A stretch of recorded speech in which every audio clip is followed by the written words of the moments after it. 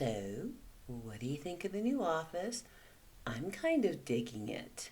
I still have things to do. Like, there's no action figures behind me. Like, I got my desk set up, and I got a new gaming chair, which I'm totally loving this. But I want my computer up higher so that it's like straight on instead of angled down. But the little things, I think the manga on the walls turned into awesome wallpaper. Obviously, I didn't do the whole room that way because that would have been a little much. But I think the balance is here. So I'm digging it. But hey, let's get down to business. So appreciate the views on the Dune video. I know that was new reading for all of us. I'm going to read from Dune again today. And the winner for the contest that I promised was announced. I thought I'd leave it longer to see if more people would comment. And apparently people only comment when you don't ask them to. So for the 1,000 subscriber, which is going to be the really good action figure that I wanted to do this time, but again, it's in a box, which hopefully it will not be in a box today because I have time to do some unpacking. Anyhow, y'all don't care about my problems. Yeah, but hopefully when I do that video, more people will comment. So we shall see. But yeah, I thought we would dive back into Dune today and finish out chapter 1 because it's awesome. And I'm also about to go to Cozumel for a couple of weeks, so I will be doing a couple of pre-recorded videos. So when you see me look exactly the same in the next two videos, yes. So hey friends, it's me, the Ebony Otaku, the well-rounded nerd.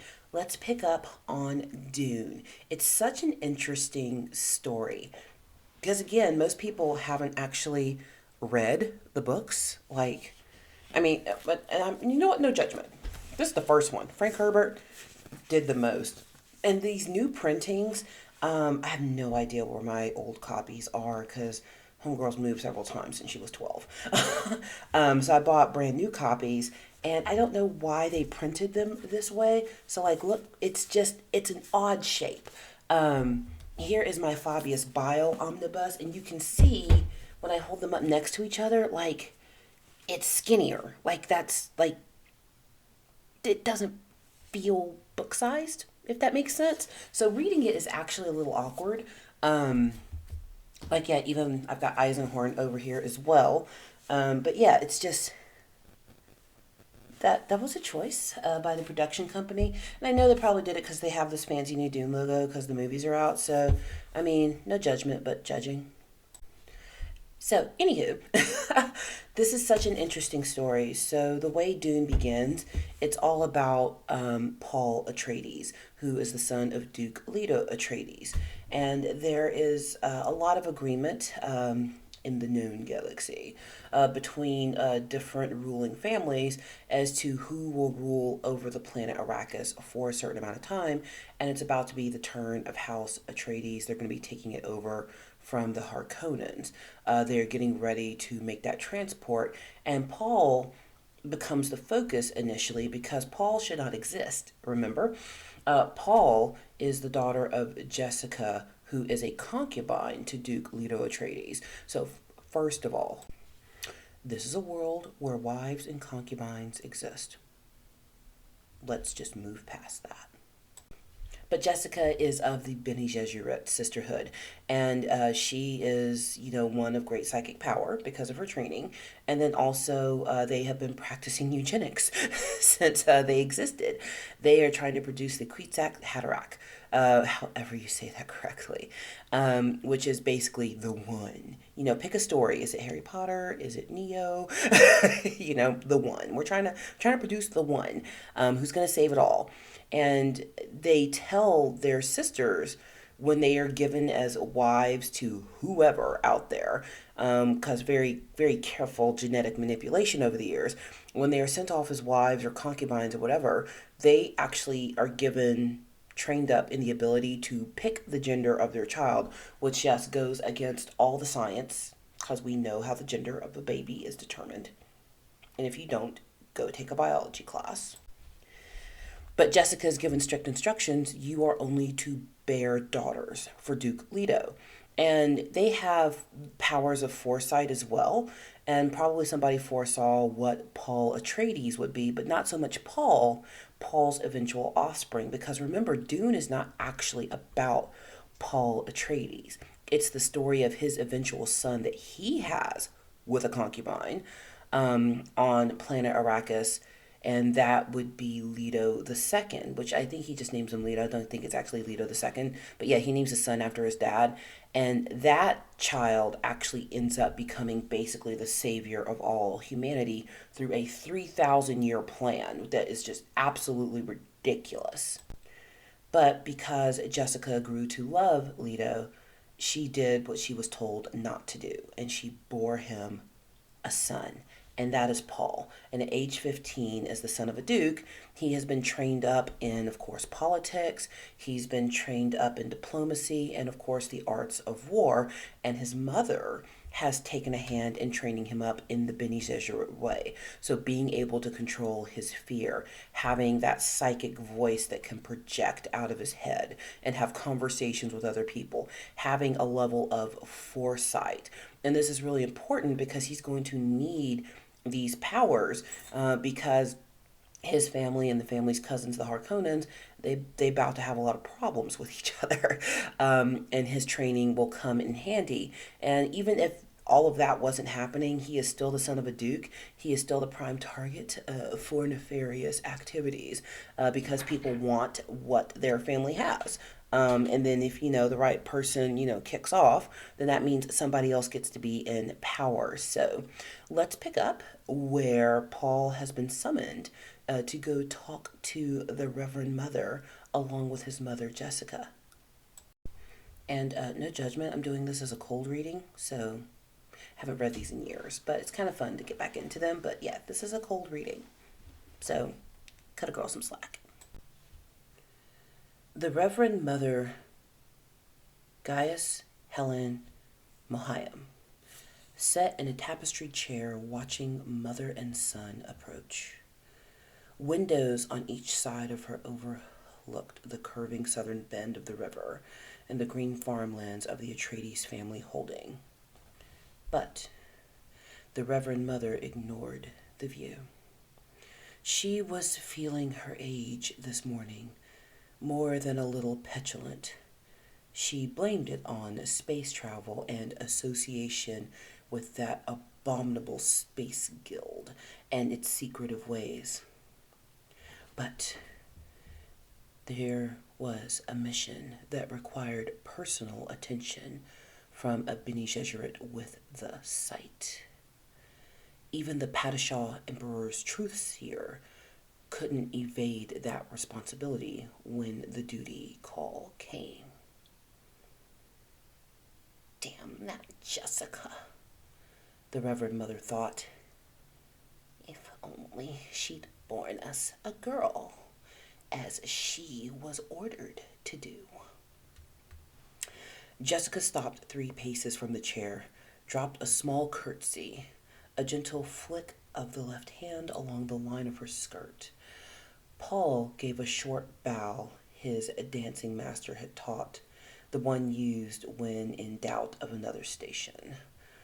The nuances of Paul's greeting were not lost on the Reverend Mother. She said, "He's a cautious one, Jessica." Jessica's hand went to Paul's shoulder, tightened there. For a heartbeat, fear pulsed through her palm. Then she had herself under control. Thus he has been taught, Your Reverence. What does she fear? Paul wondered. The old woman studied Paul in one gestalten flicker. Face oval like Jessica's, but strong bones. Hair. The Duke's black, but with a brow line of the maternal grandfather who cannot be named. And that thin, disdainful nose, shape of directly staring green eyes, like the old Duke, the paternal grandfather who is dead. Now, there was a man who appreciated the power of bravura, even in death, the Reverend Mother thought. Teaching is one thing, she said. The basic ingredient is another. We shall see. The old eyes darted a hard glance at Jessica. Leave us. I enjoin you to practice the meditation of peace. Jessica took her hand from Paul's shoulder. Your reverence, Jessica, you know it must be done. Paul looked up at his mother, puzzled. Jessica straightened. Yes, of course. Paul looked back at the Reverend Mother. Politeness and his mother's obvious awe of this old woman argued caution. Yet he felt angry apprehension at the fear he sensed radiating from his mother. Paul. Jessica took a deep breath. This test you're about to receive, it's important to me. Test? He looked up at her. Remember that you're a duke's son, Jessica said. She whirled around and strode from the room in a drying swishing of the skirt. The door closed solidly behind her. Paul faced the old woman, holding anger in her cheek. Does one dismiss the Lady Jessica as though she were a serving wench? A smile flicked the corners of the wrinkled old mouth. The Lady Jessica was my serving wench, lad, for 14 years at school. She nodded. And a good one, too. Now you, come here. The command whipped out at him. Paul found himself obeying before he could think about it. Using the voice on me? He thought. He stopped at her gesture, standing beside her knees. See this? She asked. From the folds of her gown, she lifted a green metal tube about 15 centimeters on a side. She turned it, and Paul saw it was on one side open, black and oddly frightening. No light penetrated that open blackness. Put your right hand in the box, she said. Fear shot through Paul. He stared to back away, but the old woman said, Is this how you obey your mother? He looked up into bright eyes. Slowly feeling the compulsions and unable to inhibit them, Paul put his hand in the box. He felt first a sense of cold as the blackness closed around his hands, then slick metal against his fingers, a prickling as though his hand were asleep. A predatory look filled the old woman's features. She lifted her right hand away from the box and poised the hand close to the side of Paul's neck. He saw a glint of metal there and started to turn toward it. Stop, she snapped. Using the voice again, he swung his attention back to her face. I hold at your neck the Gom Jabbar, she said. The Gom Jabbar, the high-handed enemy. It's a needle with a drop of poison on its tip. Aha! Don't pull away, or you'll feel that poison.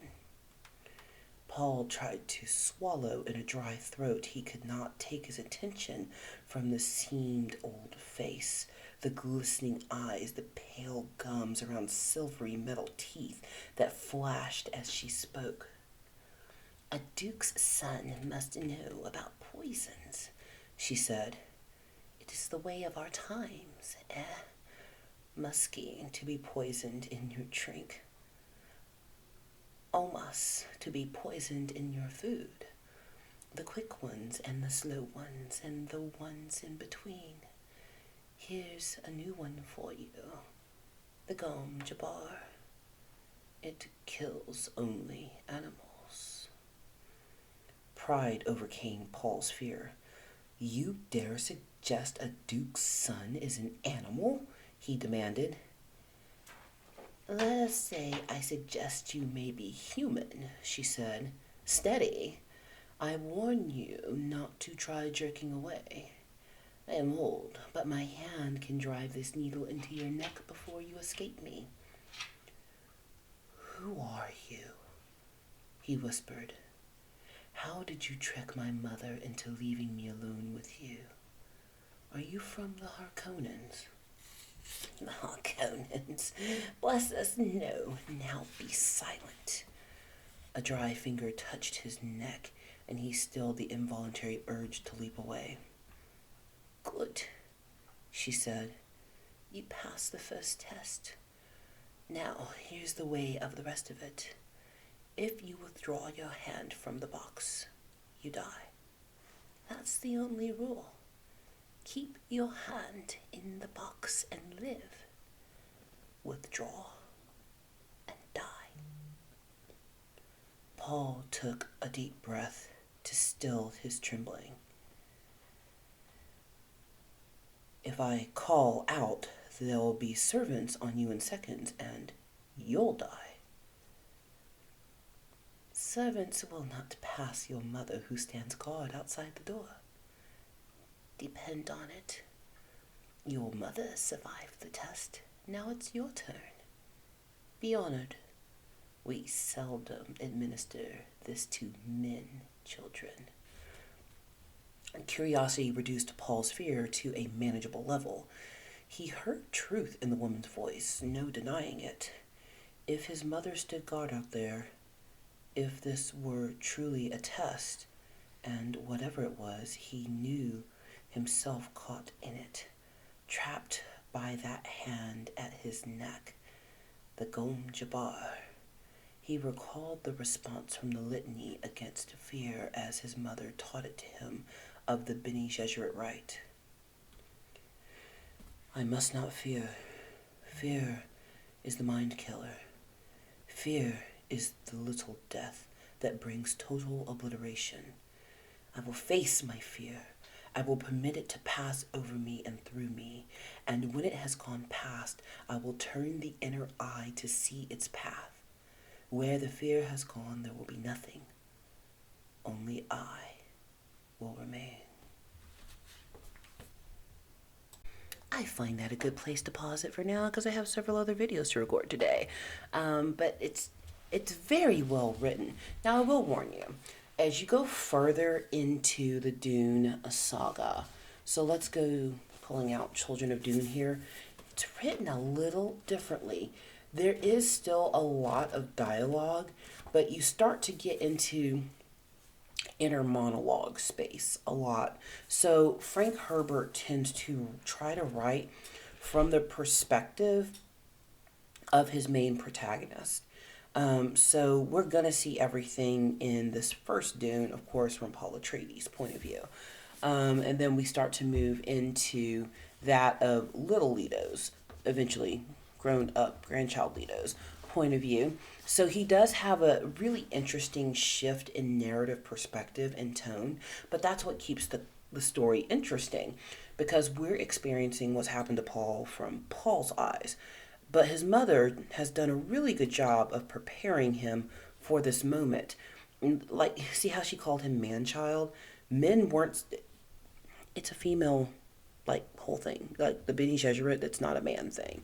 So that he knows their ways, that he can control the voice, that he has some level of their kind of ability and powers, that's just offensive to him. Beyond the fact that he just shouldn't have been born. But even having defied the Bene Gesserit in that way, Jessica can't really risk defying them anymore, because producing that boy child was a big deal. I mean, the Reverend Mother even starts out her thoughts, if she had only had a girl. There wasn't supposed to be this male. He is a hitch in the get along. So, in our next reading of Dune, we will find out what happens in Paul's test. I will say that some of the initial media for Dune did a good job in getting this part right.